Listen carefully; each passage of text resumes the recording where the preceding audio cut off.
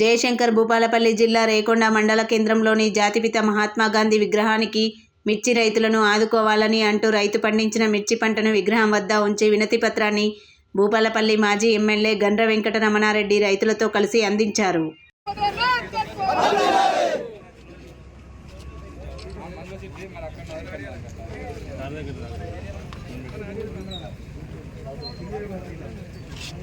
పట్టుకోండి సార్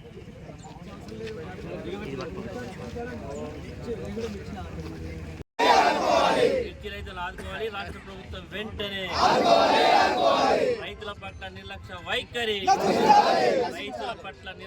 వైఖరి. తెలంగాణ రాష్ట్రాన్ని గత 10 సంవత్సరాలు కేసీఆర్ గారి నాయకత్వంలో వ్యవసాయ రంగాన్ని ఎంతో అద్భుతంగా కీర్తిదిద్ది రైతుల యొక్క ముఖాలలో చిరునవ్వులు చూస్తే ఈరోజు 14 నెలలు అధికారంలో ఉన్నటువంటి కాంగ్రెస్ పార్టీ అధికారంలోకి వచ్చిన తర్వాత సంక్షోభంలో వ్యవసాయ రంగం పడ్డది. పూర్తిగా రైతులందరూ కూడా తీవ్రమైనటువంటి నిరాశ నిస్పృహల మధ్యలో ఉన్నారు.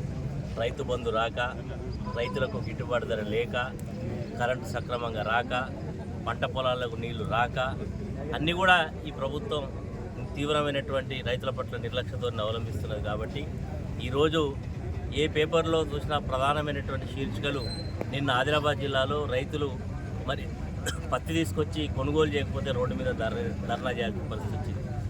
అదేవిధంగా వడ్లు ఈ రాష్ట్ర ప్రభుత్వాన్ని నమ్మి మరి కాంటా పెడితే ఇప్పటివరకు బోనస్ గురించి అతిగతి లేదు, రుణమాఫీ కాలేదు.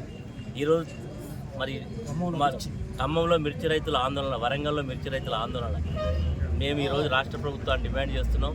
ఎంతో కష్టపడి చాలా డబ్బులు కూలీలో ఖర్చు పెట్టి చాలా కాస్ట్లీ మంత్రులను కొట్టి ఈరోజు రైతులు వ్యవసాయం చేసిండ్రు.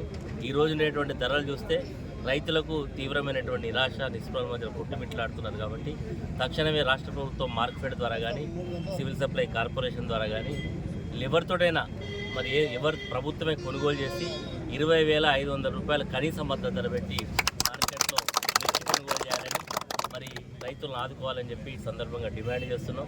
ఈ ప్రాంతంలో చాలా పెద్ద మొత్తంలో మిర్చి పండించే రైతులు ఉన్నారు.